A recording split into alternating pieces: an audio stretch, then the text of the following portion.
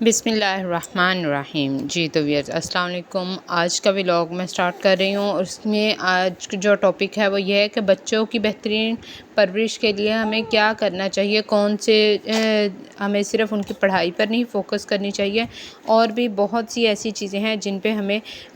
دھیان دینا ہے۔ کچھ آج کل کے دور میں ایسے ہوتا ہے کہ پیرنٹس بالکل یہی فوکس کر رہے ہوتے ہیں کہ ان کے گریڈز اچھے آ رہے ہیں، ان کو مطلب اسکول لیول پہ وہ اچھے آئیں، لیکن صرف اسکول لیول پہ ان کو اچھا نہیں کرنا۔ ہم لوگوں نے آئندہ اپنے معاشرے میں بچوں کو اس طریقے سے پروان چڑھانا ہے کہ وہ معاشرے کا کوئی مفید افراد میں سے ایک ہو، مطلب معاشرے کے لیے اچھے ثابت ہوں اور خود کو بھی بہترین ثابت کر سکے۔ اب وہ کس لحاظ سے کریں گے، وہ اس طرح ہوگا کہ اگر ہم ان کی بچپن ہی سے انہیں جو ہم اس قابل بنا دیں کہ وہ اپنی جو زندگی میں آنے والے مسائل ہیں ان کو دیکھ کر گھبرائیں نہیں، بلکہ خود پر اعتماد کریں، خود پہ یقین کریں، اور جو بھی مشکل آئے اس کو بنا اپنے گھبرائے بغیر پینک کے وہ ہر مسئلے کا حل ڈھونڈ سکے۔ اب بچپن ہی سے جیسے بچوں کے اکثر کھلونا وغیرہ کوئی چیز ٹوٹ جاتی ہے تو وہ لے کے اپنے بڑوں کے پاس، بے شک وہ دادا دادی ہو گھر میں یا کہ والدین میں سے کوئی، تو ان کے پاس لے کے جاتے ہیں۔ اب ہم لوگ اکثر یہی کرتے ہیں کہ وہ پکڑ کے فوراً سے خود ٹھیک کر دیتے ہیں، لیکن وہاں پہ ہمیں ان کی ایسے گائیڈ کرنی چاہیے کہ پہلے انہیں بتانا چاہیے کہ آپ کوشش کرو، آپ کیسے کرو، میں آپ کی ہیلپ کروں گی اگر آپ سے نہیں ٹھیک ہو رہا۔ مطلب انہیں اس قابل بنائیں کہ وہ اپنے مسائل، اپنے کچھ بھی ہو جائے نا تو وہ خود کوشش کرنے کہ خود اپنا مسئلہ حل کریں، اور ایک دم سے گھبرا نہ جائیں، اور ایک دم سے ایسے نہ ہو کہ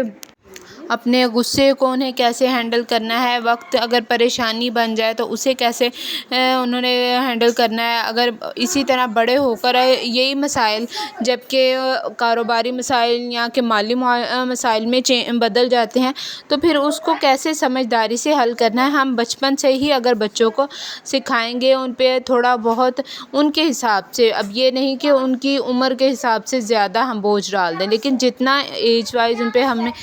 ان کی عمر کے مطابق ان پہ ہمیں بوجھ ڈالنا چاہیے۔ اکثر مائیں ایسی ہوتی ہیں کہ بچیاں جب چھوٹی ہو جاتی ہیں، مطلب ٹین ایج کو بھی پہنچ جاتی ہیں، تو ان کے کپڑے پریس، ان کی الماری بھی خود ہی سیٹ کرنی ہے، کپڑے پریس بھی خود ہی کرنے، بیگ تیار بھی خود ہی، تو وہ ہم انہیں بچوں کو نا بہت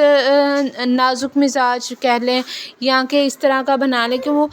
خود اپنے آپ کو سنبھالنے کی انہیں عادت نہیں رہتی۔ اگر مثال کے طور پہ ماں بیمار ہو گئی ہے تو گھر میں ایک ہڑبڑی سی مچ جاتی ہے کہ اب یہ سب کیسے ہوگا، تو ہمیں بچوں کو ایسے ٹرین کرنا ہے کہ خدا نخواستہ اگر ایک دن کے لیے ماں بیمار ہو بھی گئی ہے تو بچے کم از کم خود کھا سکیں، اپنا اسکول بیگ تیار کر کے خود جا سکیں، یعنی کہ انہیں آئندہ زندگی کے لیے تیار کر سکیں۔ تو اسی طرح بچوں پر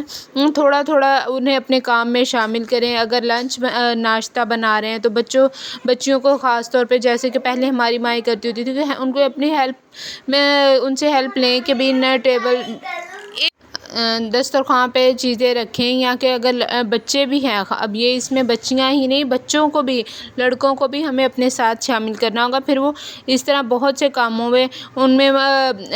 میں اگر آپ کوئی فیصلہ کر رہی ہیں، کوئی گھر کا مسئلہ چل رہا ہے، تو کچھ گھروں میں تو ایسے ہوتا ہے کہ بچوں کو بالکل ایک سائڈ پہ رکھ دیا جاتا ہے کہ نہیں ابھی آپ بچے ہیں، آپ سے رائے نہیں لی جائے گی، آپ سے مشورہ نہیں لیا جائے گا۔ لیکن کچھ گھروں میں اس کے برعکس ہوتا ہے کہ بچے کے سامنے بات کرتے ہیں، اسے رائے لی جاتی ہے۔ بعض اوقات کچھ باتیں جو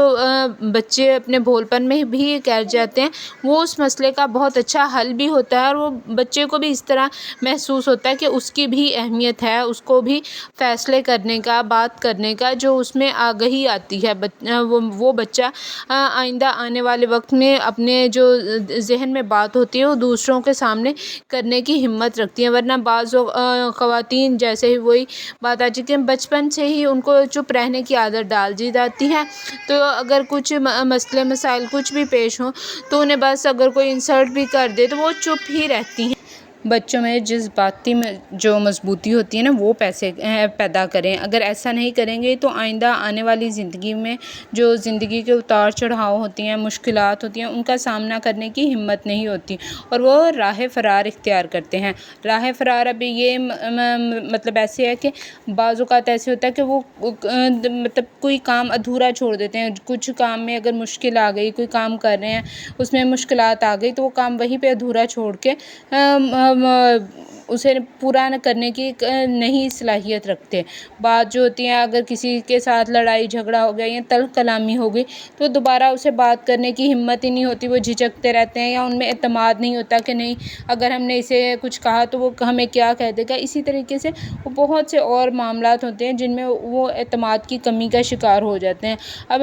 ہمیں ایسے بھی چاہیے کہ اب دینی لحاظ سے بھی ہم اپنے بچوں کو گائیڈ کریں۔ اب یہ نہیں ہے جیسا کہ موبائل کا دور ہے، ہر قسم کا مطلب ہر ٹائم موبائل پہ ہی لگے رہتے ہیں۔ اب موبائل پہ بھی ہمیں اپنے صرف یہ نہیں کہ بچوں کے وہی تعلیم پہ فوکس کرنا ہے، اب وہ تعلیم اسلامی لحاظ سے ہمیں سیرت النبی کے مطابق صحابہ کرام کی جو ہوتی ہیں نا زندگی کے اسباق وہ بچوں کو بتانے چاہیے۔ صبر کی تلقین کیسے انہوں نے کی تھی، کیسے وہ صبر کرتے تھے، اس طرح سے نا بچے کو بہت زیادہ ہم لوگ گائیڈ کر سکتے ہیں اچھے سائڈ پہ۔ ورنہ بچے اگر سارا دن موبائل لے کے بیٹھے رہ جائیں اور اپنے حساب سے کام کرتے رہیں تو پھر بچوں کو غلط اور صحیح میں جو فرق ہوتا ہے نا وہ والدین نے ہی سمجھانا ہوتا ہے۔ اور اگر کسی بچے کو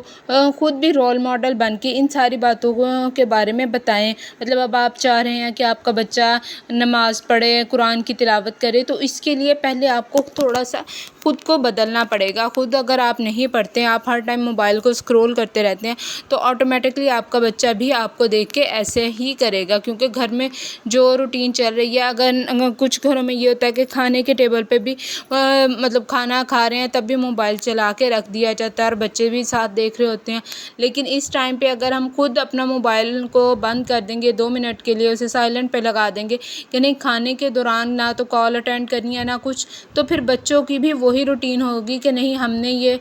کام بچے بڑے نہیں کر رہے تو بچے بھی پھر آٹومیٹکلی اسی لائن پہ آ جاتے ہیں۔